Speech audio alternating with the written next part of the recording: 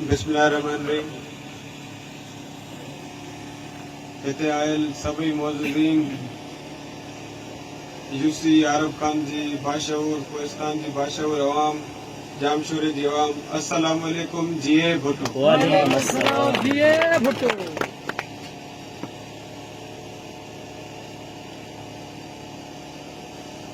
आऊं जॾहिं 15-16 साल की उम्र में पहुतो हुउसि, मूं माण्हुनि सां उथण वेहण शुरू कियो।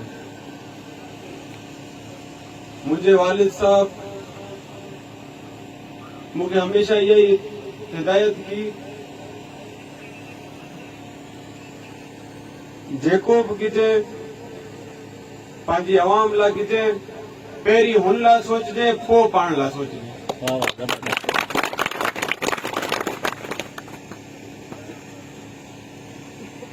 ऐं ख़ुदा जो कसम, जॾहिं आऊं आवाम जी ख़िदमत करियां थो त मूंखे वॾी सुख जी निंड थी अचे। शाह साईं चयो, पढ़ी नमाज़ूं 5 तोड़े हुजी मस्जिद मंझि, कारी बि थी हाफ़िज़ बि थी तोड़े करी सवे हज, पर रब रहंदे रंज जेसी ख़िदमत नथो करी ख़ल्क़ जी।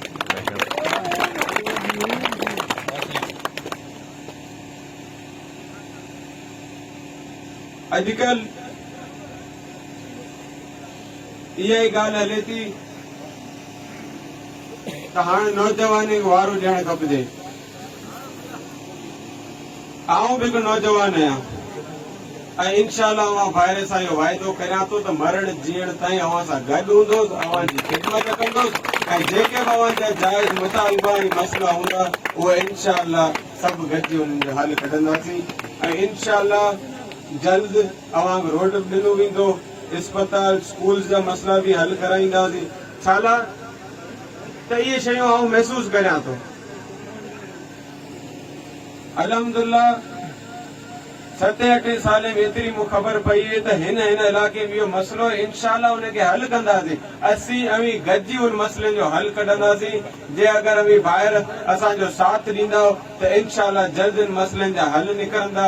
15 तारीख़ इलेक्शन जो ॾींहुं पाकिस्तान पीपल्स पार्टी जे कैंडिडेट्स लाइ अवां असीं अपील कंदासीं, भरपूर शिरकत करे उनखे वोट करे कामयाब कंदा त इंशाअल्लाह अवां जो मुस्तक़बिल, असांजो मुस्तक़बिल, जामशूरे ज़िले जो मुस्तक़बिल इंशाअल्लाह मज़बूत थींदो। अवां ॿाहिरि जो साथ हूंदो त इंशाअल्लाह सिर्फ़ जामशूरे पाकिस्तान पीपल्स ऐं भुट जा नारा हूंदा। जी